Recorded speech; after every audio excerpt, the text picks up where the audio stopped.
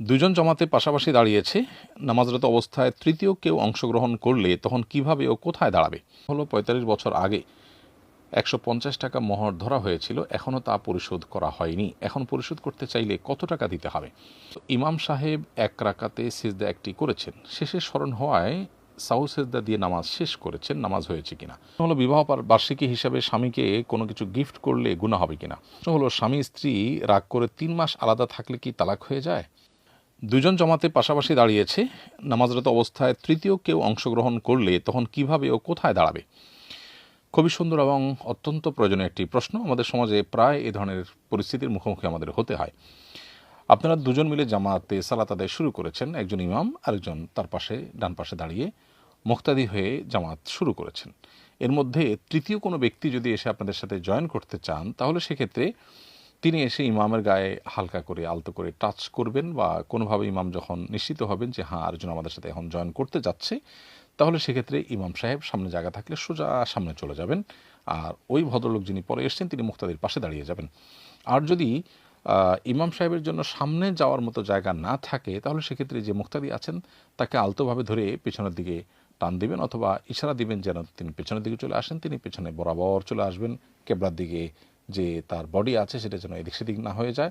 হালকা দিক সেদিক হলে সমস্যা নেই, তিনি বরাবর পেছনে আসবেন এবং তখন দুজন মুক্তাদি একসাথে দাঁড়াবেন, আর ইমাম তো তার জায়গায় দাঁড়িয়ে আছেন। এভাবে সালাত আদায় করবেন। আর যদি সামনে অথবা পেছনে যাওয়ার কোনো জায়গা না থাকে, এমন জায়গা যে মুক্তাদিও পিছনে আসতে পারবে না, আবার ইমাম সাহেবও সামনে যেতে পারবেন না, অথবা ইমাম মুক্তাদিকেও আসলে এই মাসআলা জানেনই না, যার কারণে তাদেরকে টানতে গেলে অথবা টাচ করতে গেলে তারা ভুল বুঝবেন, বরং তারা জিনিসটা জানেনই না, তাহলে সেক্ষেত্রে আপনি ইমামের বাম পাশে দাঁড়িয়ে, ডান পাশে তো একজন মুক্তাদি আসেনি, আপনি বাম পাশে দাঁড়িয়ে সালাত শুরু করতে পারেন, কোনো অসুবিধা নেই, নামাজ হয়ে যাবে, জামাত হয়ে যাবে। যদিও একাধিক মুক্তাদি থাকলে তখন ইমামের কর্তব্য সামনে আর মুক্তাদির পেছনে দাঁড়ানো, কিন্তু কোনো কারণে পাশাপাশি দাঁড়িয়ে সালাত আদায় করলেও সেটা হয়ে যাবে, কারণ এই সামনে পিছিয়ে করে দাঁড়িয়ে নামাজ আদায় করার বিষয়টা ফরজ কিংবা ওয়াজিব লেভেলের বিষয় না, এটা সুন্নাহ পর্যায়ের জিনিস।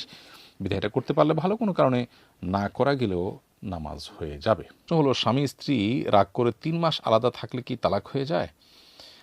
উত্তর হলো না। স্বামী স্ত্রী রাগারাগি করে ৩ মাস নয়, বরং ৩ বছরও যদি পৃথক থাকেন, বা আরও কম বা বেশি সময় যদি পৃথক থাকেন, তাতেও তাদের সাথে, তাদের পরস্পরের সাথে তালাক হয় না। তবে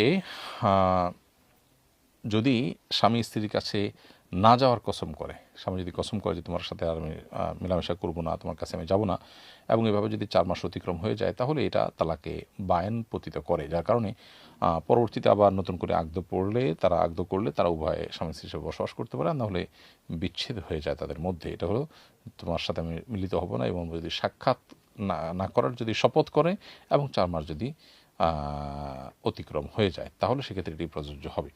আর সাধারণ অবস্থাতে ৩ মাস বা আরও কম বা বেশি সময় রাগারাগি করে কথা না বললেও তালাক হয়ে যাবে না। হলো বিবাহ বার্ষিকী হিসাবে স্বামীকে কোনো কিছু গিফট করলে গুনাহ হবে কিনা? বিবাহ বার্ষিকী উপলক্ষে স্বামী বা স্ত্রী পরস্পরকে যদি হালাল কোনো কিছু গিফট বা উপহার হিসেবে দেন, জাস্ট ওই দিনটার কথা স্মরণ হয়েছে এবং তাদের ভালো লাগা কাজ করছে, সেজন্য উপহার আদান প্রদান করলেন, সেটি মৌলিকভাবে নাজায়েজ কোনো বিষয় হবে না। তবে এটা মাথায় রাখতে হবে যে বিবাহ বার্ষিকী কেন্দ্র করে আমাদের সমাজে অনেক অনাচার হয়ে থাকে, অনেক সীমালঙ্ঘন হয়ে থাকে, পর্দাহীনতা হয়ে থাকে, হারাম এর ছড়াছড়ি হয়ে থাকে। সেটা ইমানদারের জন্য কোনো অবস্থাতে জায়েজ নয়, যেটা সাধারণ অবস্থাতেও জায়েজ নয়। আর তাছাড়া যে সমস্ত বার্ষিকী উদযাপন ইত্যাদি সরাসরি বিজাতীয় বিভিন্ন কৃষ্টি কালচারকে প্রমোট করে, সমর্থন করে, অথবা সেখান থেকে এসেছে, সেগুলো আমাদের অ্যাভয়েড করা উচিত, এবং এটার মাত্রা ভেদে বা আনুষ্ঠানিকতা ভেদে এটার বিধানও ভিন্ন হয়।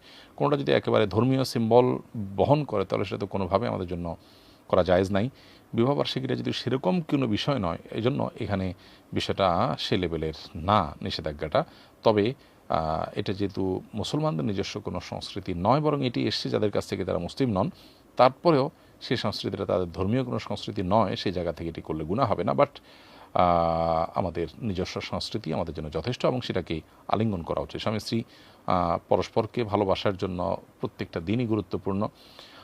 বার্ষিকী কেন্দ্রিক বা দিবস কেন্দ্রিক ভালোবাসা আদান প্রদানের যে কালচার আজকে পৃথিবীতে প্রতিষ্ঠিত আছে, এটা আসলে যতটা রিয়েল ভালোবাসা, তার চেয়ে বেশি এখানে মেকি ভালোবাসা, তার চেয়ে বেশি অভিনয় হয়ে থাকে।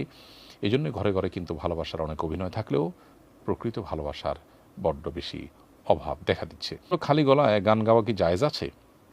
কোনো গানের কথার মধ্যে অশ্লীল কোনো কিছু যদি না থাকে, শরিয়ায় নিষিদ্ধ এমন কিছু যদি না থাকে, শিরক কুফর বা এ জাতীয় কোনো বিষয় যদি না থাকে, তাহলে সেক্ষেত্রে গানের কথা বা কলির মধ্যে যদি ভালো কিছু থাকে, মুবাহ বা জায়েজ কিছু থাকে, সাধারণ কিছু থাকে, তাহলে সেটা বলা জায়েজ আছে। যেমন ভালোবাসার কোনো গান যদি কোনো স্বামী স্ত্রীকে, স্ত্রী স্বামীকে নিবেদন করেন খালি গলা গেয়ে, তাহলে সেটা নাজায়েজ কোনো কাজ নয়। অথবা এমন কোনো গান যেটা হয়তো শব্দটা আপত্তিকর কিন্তু স্বামী স্ত্রী পরস্পরের জন্য আপত্তিকর নয়, এমন যদি হয় তাহলে সেক্ষেত্রে সেটাও তারা আদান প্রদান করতে পারেন। এর বাইরে এমনিতে যে কোনো গান খালি গলায় অন্য সাধারণ মানুষের সামনে বা অন্যদের মধ্যে বলাটা জায়েজ হওয়া নির্ভর করে গানের কথার মধ্যে খারাপ কিছু আছে কিনা। যদি কথার মধ্যে খারাপ কিছু না থাকে এবং তার পাশাপাশি যদি মিউজিক্যাল কোনো ইনস্ট্রুমেন্টের ব্যবহার না থাকে, তাহলে এই গান খালি গলা গাওয়া জায়েজ এবং সেটা শোনাও জায়েজ হবে। যদি ছেলেরা গান ছেলেরা, মেয়েরা গালে মেয়েদের জন্য শোনা জায়েজ হবে। একই কসম একাধিকবার করা হয়েছে, তা জোরালো করার জন্য কাফারা কয়টি দিতে হবে? একই কসম যদি বারবার করা হয়ে থাকে তাহলে সেক্ষেত্রে কাফারা একবারে দিতে হবে যদি সে কসম ভঙ্গ করা হয়। যতবার কসম করেছেন একই ইস্যুতে, কাফারা দেওয়ার আগ পর্যন্ত একটা কাফারাই প্রযোজ্য হবে। আর যদি একই বিষয়ে কসম করেছেন, কাফারা দিয়েছেন, আবার কসম করেছেন এমন হয়, তাহলে কিন্তু আপনার ভিন্ন কাফারা দিতে হবে, অর্থাৎ আগের কাফারা সেক্ষেত্রে যথেষ্ট হবে না। বাট একই বিষয়ে বারবার কসম করেছেন, শেষে ভঙ্গ করেছেন, তাহলে সেক্ষেত্রে সেই কসমের জন্য একটি কাফারা যথেষ্ট হবে। তো বিধবা ভাবিকে বিয়ে করা যাবে কিনা? অবশ্যই কোনো ভাবি যদি বিধবা হয়ে থাকেন, অর্থাৎ ভাই মারা গেলে তার স্ত্রীকে আপনি যদি বিবাহ করতে চান, তাহলে সেক্ষেত্রে বিবাহ করতে পারবেন তার ইদ্যত শেষ হওয়ার পর। 4 মাস 10 দিন অতিক্রম হওয়ার পর ভাবিকে বিবাহ করা দেবরের জন্য জায়েজ। এবং এটা যদি তার প্রতি সহযোগিতার মানসিকতা থেকে হয়, ভাইয়ের সন্তানদের প্রতি আন্তরিকতা এবং তাদের অভিভাবকত্বের মানসিকতা থেকে হয়, তাহলে কিন্তু সেটা বরং আরও প্রশংসনীয় হবে, আরও ভালো হবে। বিধায় বিধবা ভাবিকে বিয়ে করা মৌলিকভাবে জায়েজ, তবে যেটি বলেছি যে ইদ্যত শেষ হওয়া পর্যন্ত অপেক্ষা করতে হবে। ইমাম সাহেব এক রাকাতে সিজদা একটি করেছেন, শেষে স্মরণ হওয়ায় সাহু সেজদা দিয়ে নামাজ শেষ করেছেন, নামাজ হয়েছে কিনা? উত্তর হলো নামাজের মধ্যে 2টি সেজদা দেওয়া কিন্তু ফরজ। সেজদায় সাহু কাজ করবে তখন যখন কোনো ওয়াজিব আপনি মিস করবেন। কোনো ফরজ যদি মিস হয় তাহলে সেক্ষেত্রে সেজদায় সাহু কিন্তু কাজ করবে না। এজন্য একটা সেজদা কম করে সেজদায় সাহু দিলে নামাজ হবে না, বরং এই নামাজ পুনরায় পড়তে হবে।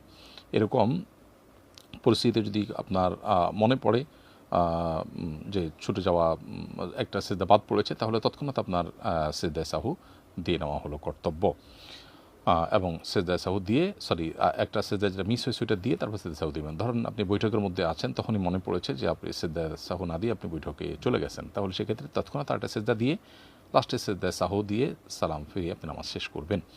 আর যদি উঠে গিয়ে থাকেন, কথা বলে থাকেন, নামাজ ভঙ্গের কিছু হয়ে থাকে, তারপরে মনে পড়ে বা জানা হয়, তাহলে সেক্ষেত্রে নামাজ পুনরায় আদায় করতে হবে। এটা সেজদায় সাহু দিয়ে কাভার হবে না। কবরস্থানের জন্য ওয়াকফ করা বাঁশ মাদ্রাসার কাজে লাগানো যাবে কিনা?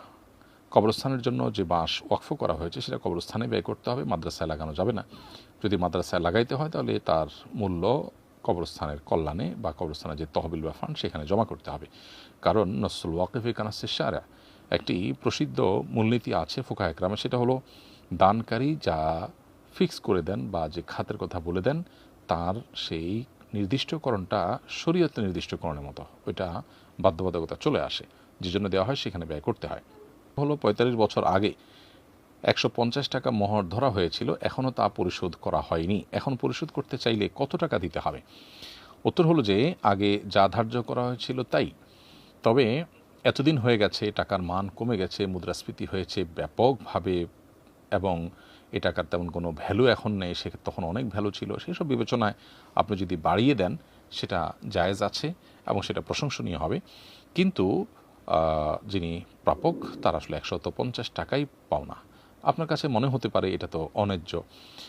মূলত সুদ এটা কত ভয়ঙ্কর ব্যাপার এবং এটার আধ্যাত্মিক ক্ষতি কতটা আমাদের করে, কতটা ধ্বংসের দিক ডেকে নিয়ে যায়, সেটা বোঝার জন্য সুদ সম্পর্কে আল্লাহ তাআলা এটাকে আল্লাহ এবং তার রাসূলের বিরুদ্ধে যুদ্ধের ঘোষণার কথা বলেছেন, যে সেই জিনিসটি লক্ষ্য করা যথেষ্ট। এই জন্য পাওনা টাকার অতিরিক্ত আদায় করা বা সময়ের বিপরীতে টাকা অতিরিক্ত বাড়ায় নেওয়া, এটা সুদের গণ্য হয়, এই জন্য এটা জায়েজ নয়। তবে হ্যাঁ, যিনি দাতা তার জন্য সর্বাবস্থায় ঋণ নেওয়ার পর দেওয়ার সময় তিনি অতিরিক্ত বাড়িয়ে নিজে থেকে দিলে সেটি না জায়েজ হয় না, অর্থাৎ কোনো ধার্য ছিল না, হয়তো প্রত্যাশাও ছিল না প্রাপকের তরফ থেকে, আপনি বাড়িয়ে দিলেন, সেটা জায়েজ আছে।